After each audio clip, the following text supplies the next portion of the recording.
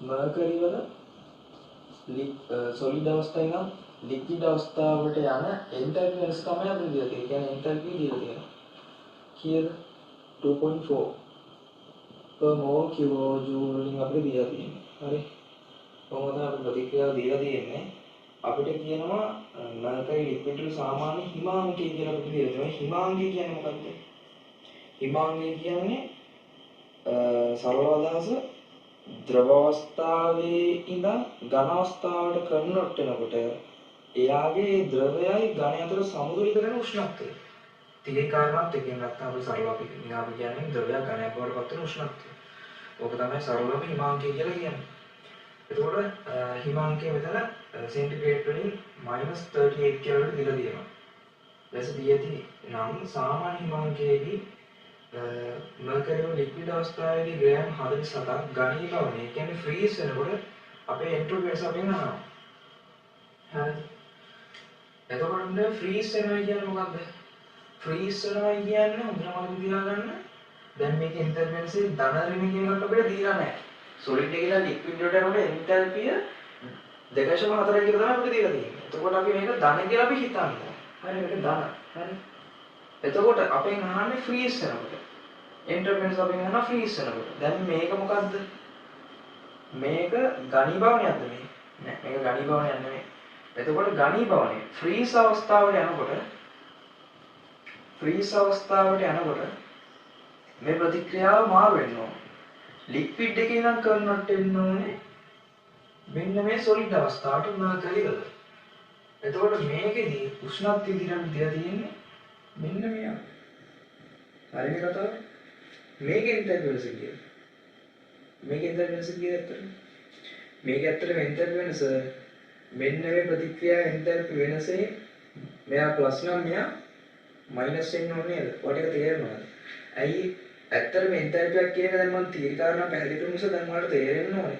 මේ ශක්ති පරයාසය සිද්ධ වෙන්නේ මේකේ ප්ලස් කියන මේ මාර්ක් එක වැදලා තියෙනකොට අනිවාර්යෙන් මෙයා සොලිඩ් එකේ ඉඳන් ලික්විඩ් බවට පත් වෙනකොට මෙයා ශක්තිය තාපයේ විදියට මෙයා උරාගෙන තියෙනවා. තාප අවශෝෂණයක් තමයි මෙතන සිද්ධ වෙලා තියෙන්නේ. සොලිඩ් එකේ ඉඳන් ලික්විඩ් වලට යනකොට තාප අවශෝෂණයක් සිද්ධ වෙලා තියෙන්නේ. එතකොට දැන් මෙතනදී එහෙනම් ලික්විඩ් එකේ ඉඳන් සොලිඩ් බවට පත් වෙනකොට මේ අවශෝෂණ ක්‍රියාවලිය අනිත් පැත්තට වෙනවා. එහෙනම් තාපය පිට වෙලා තියෙන දුන්නේ තාපදායක ප්‍රතික්‍රියාවක්. එහෙනම් මෙයාගේ එන්තල්පියේ ලකුණ ඍණ වෙන්න ඕනේ. ඍණ එතකොට මේ අගේ එකම අගයක් වෙන්න ඕනේ. ලකුණු විතරක් මාරු වෙනවා. ඔයක තීරි කාරණාම කලින් පැහැදිලි කරා. හරි. ඕම මම දැනුත් අය මතක් කරා. එතකොට හරි. දැනට අපි මේ ටික හරි දැන් අපෙන් අහන්නේ මේකේ එන්ට්‍රොපි වෙනස කීයද කියලා අපෙන් අහනවා. හරිද? එන්ට්‍රොපි වෙනස අපෙන් කීයද කියලා අපෙන් අහනවා. එන්ට්‍රොපි වෙනස ගන්නකොට අපේ ජනප්‍රිය සමීකරණය ගිබ් ශක්ති සමීකරණය. ඩෙල්ටා G වලින් delta H minus T delta S. ඔන්න සමීකරණයට දාන්න ඕනේ. එතකොට මේකෙදී දැන් මේ ෆ්‍රීස් වෙනකොට උෂ්ණත්වය මේ ගන්න. උෂ්ණත්වය වෙනස් වෙන්නේ නැහැ. එතකොට මේ සමතුලිත ප්‍රතික්‍රියාවක්. ඒක සමතුලිත ප්‍රතික්‍රියාව තමයි දැන් සමතුලිතතාවයේ යම් කිසි ප්‍රමාණයකට ඕන වෙනවා. හැබැයි ඔයාලා දැනගන්න ඕනේ සමතුලිත ප්‍රතික්‍රියාවක් කරනකොට මෙයාලගේ ග්‍රිප් ශක්තිය පරයාසය බිඳුවයි කියලා. ඒ කියන්නේ මේකේ සමතුලිත. ඒ කියන්නේ මේකේ දැන් ලික්විඩ් ඉඳන් සොලිඩ් අවස්ථාවට ගියාට මෙයාගේ උෂ්ණත්වය වෙනස් වෙලා නැහැ. එතකොට මෙයා සමතුලිතයි. එතකොට මෙයාගේ ඩෙල්ටා G කියන එක්කෙනාගේ අගේ බිඳුවක් කියන එක මතක තියාගන්න. එතකොට එයා ආදේශ කරගන්න. එතකොට මෙයාගේ අපෙන් අහන ඩෙල්ටා S තමයි අපෙන් අහන්නේ. එතකොට මේකට උත්තරයක් තියෙනවා. චුට්ටක් බලන්න උත්තරේ. මේ සමීකරණයට දාලා බලන්න. හරිද? ඇයි මෙයා මයිනස් a කියන්නේ ඇයි මේ ඩෙල්ටා G කියන එක්කෙනා බිඳුවක් වුනේ? මෙයා බිඳුවක් එන්නේ මෙන්න ප්‍රතික්‍රියාව සමතුලිත ප්‍රතික්‍රියාවක් නිසා. ප්‍රත්‍යාවර්ත ප්‍රතික්‍රියාව. ප්‍රත්‍යාවර්ත ප්‍රතික්‍රියාවකදී මෙන්න මේ වගේ දෙයක් වෙනවා. ජීප් ශක්ති ප්‍රස්ථාර කියන එකක් අපි අදිනවා සමතුලිතවල සමතුලිතතාවයේදී ඉස්සරහටම මම පැහැදිලි කරන්නම්. ඔය සමතුලිතතාවයේදී ඉදිරි ප්‍රතික්‍රියාව ශීඝ්‍රතාවය පසුබට ප්‍රතික්‍රියාව ශීඝ්‍රතාවය සමාන වෙන අවස්ථාවේදී මෙයාලගේ ඩෙල්ටා G අගය අවම වෙනවා. එතකොට ඩෙල්ටා G අගය ඉදිරි ප්‍රතික්‍රියා ඩෙල්ටා G අගය පසු ප්‍රතික්‍රියා ඩෙල්ටා G එකේ දෙකම සමාන වෙන අවස්ථාවක් වෙනවා සමතුලිතතාවයේ. එතකොට එයාලගේ වෙනසක් කියන එකක් එන්නේ නැහැ. හරිද? වෙනසක් කියලා එකක් එන්නේ නැහැ. මෙයාලගේ ඩෙල්ටා G එකේ බිඳුවක් වෙනවා. හරිද? Delta G බිඳුව. ඩෙල්ටා G කියන්නේ ගිබ් ශක්ති විපර්යාසය. හරිද? ගිබ් ශක්ති විපර්යාසය. ඩෙල්ටා S කියන්නේ එන්ට්‍රොපිය. එන්ට්‍රොපි විපර්යාසය, එන්තැල්පි විපර්යාසය, උෂ්ණත්වය කෙලින් වෙන. හරිනේ? එතකොට මේකට දාන්න සමීකරණයට ආදේශ කරන්න බිඳුව සමානයි. ඩෙල්ටා H කියන්නේ එන්තැල්පි. දැන් මෙයා ආදේශ කරන්න ඕනේ. අමතක කරලා මෙයා දාන්නේ උත්තරේ වැරදිනවා. ඍණ 2.4යි ඒකකත් එක්ක පොඩ්ඩක් සැලකිලිමත් වෙන්න කිලෝ ජූල් මවුලට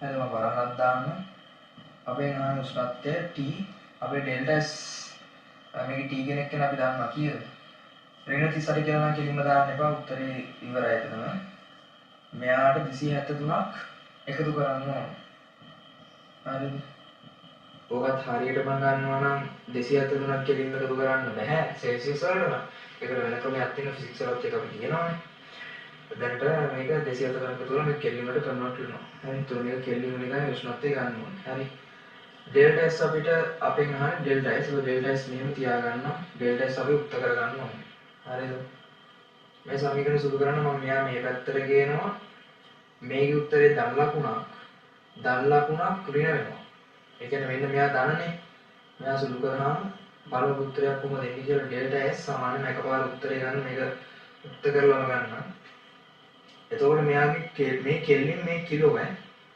අනිත් ඉලක්ක ඔක්කොම කැපෙන්න ඕනේ මේක ඩෙල්ටා S වල එකකේ අපි මේ කිලෝ කියන එකත් අපි හරව ගන්න හරි එතකොට මෙයා මේ පැත්තට ගන්නවා 2.4යි මම 10.3ක් දාන්න ජූල් මවුලයට මෙයා බෙදනවා එතකොට මෙයා ප්ලස් නේ හරි බෙදනවා මෙන්න මෙයාගේ බෙදුවට පස්සේ බලන්න මෙයාගේ ඍණ ලකුණක් තියෙන ඍණ ලකුණක් එක්ක මෙයා බෙදෙන්න ඕනේ එතකොට මෙයා ඍණ ලකුණක් එක්ක බෙදෙනකොට 38 ධන 273 කෙල්වින් වලින් එනවා හරි එතකොට මෙයා සුළු කරාම ඔයාලට උත්තරයක් එයි මෙයා කැපෙනවා මෙයා බලන්න සුළු කරාම මේ උත්තර කොට 273ට 273 අඩු කරන්න ඕන 273 අඩු කරාම 240ට 5ක් අඩි 235ක් වගේ නේ 235ක් වගේ එයි හරිද 235ක්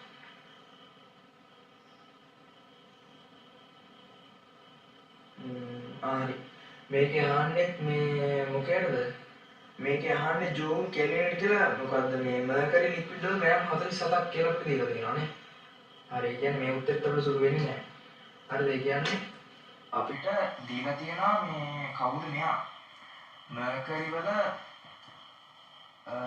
දීලා තියෙනවා සාපේක්ෂ ඒ කියන්නේ මර්කරි ලික්විඩ් වල ග්‍රෑම් 47ක් කියලා අපිට දීලා තියෙනවා මර්කරි ලික්විඩ් වල ග්‍රෑම් 47ක් කිව්වට පස්සේ මේක අපි මවුල් වලට කන්වර්ට් කරගන්න ඕන කොච්චර මෙතන මවුල් ගානක් තියෙනවද කියලා.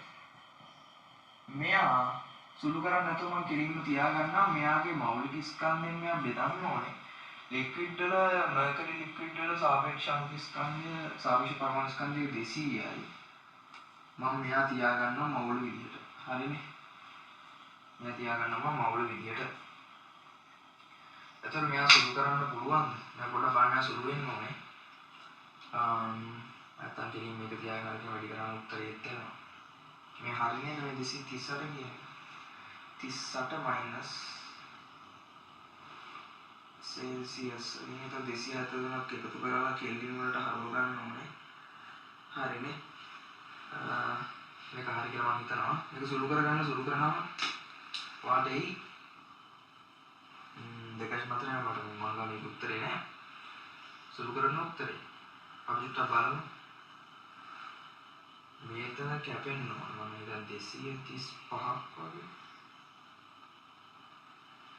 ඍණ 235 මම නිකන් සුළු කරගන්නම් 2.4යි 10.3යි ඍණ 235යි ජූල් කෙල්විනේට මවුල අගෙන උත්තර දෙන පොමෝල් වගේ එකක් කියනවා 235ක් වගේ ඉන්නේ ආසන්න කැපෙන්නේ නැහැ. කැපෙනවා කියන සුළු වෙනවා. හරිනේ 47ත් එක්ක ගැලපෙනවා නේද? හරි. එතකොට මෙයාගේ ජූල් කෙල්විනට අහන්නේ කියන්නේ මෙන්න මෙයාගේ මෙන්න මේ මවුල තියෙන්නේ. මෙන්න මෙයා මෙන්නේ මවුල ගන්නට කොච්චර ඉන්ටර්ෆරන්ස් තියෙනවද කියලා තමයි අපෙන් අහන්නේ. එතන මේ මවුලේකට ඉන්ටර්ෆරන්ස් මේ දීලා තියෙන්නේ මවුලේක එන්ට්‍රොපිය ඉන්ටර්ෆරන්ස්. මෙයා අපි කොච්චරද කියලා අපි හොයමු. ඒ ග්‍රෑම් 47කට නේ අපෙන් අහන්නේ. ග්‍රෑම් 47කට ඩෙල්ටා S අපෙන් අහන්නේ. එහෙනම් මේ දෙන්න ගුණ කරන්න ඕනේ. එතකොට මෙයාගේ රින් ලකුණක් කෙලින්ම එළියේ තියෙනවා 2.3 මම හිතනවා පේනවාද කියලා.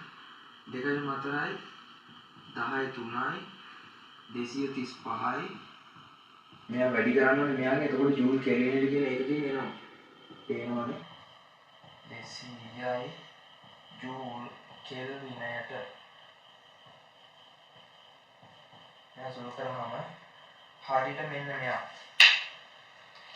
මෙයාගේ එකකට මෙයාගේ 5යි හරිද මේ දෙන්න 1000යි මෙයාට මෙන්න මේ 1000 කැපෙනවා පස්සේ හරියටම ඉන්ටර්ෆරන්ස් එකට එන්නේ මෙන්න මෙයා 2.4යි ජූල් කෙල්විනයට කියලා. හරිද නෝබල් උත්තර තමයි එන්නේ. හරි නේද උත්තරයක් තියෙනවා. මේක ගොඩක් වෙලාවට මෙන්න මේක වරද්ද ගත්තොත් මේ ප්‍රතික්‍රියාව කියලා හිතාගෙන දාන ගියොත් මෙන්න අර ලකුණු මාරු වෙනවා. ඒක උත්තරේ වරදිනවා. හරි ගොඩක් කට්ටිය වරද්දගෙන නැත්තේ එතන. ඉතින් ඔකට මම ක්ලියර් කරලා දෙනවා. මේක උත්තරේ අංක 4. දාගන්න බලන්න. ප්‍රශ්න උත්තරේ දාගන්න. මම හිතනවා ක්ලියර් ඇති කියලා. හරි. හරි. පිළිවෙලට දාගන්න බලන්න.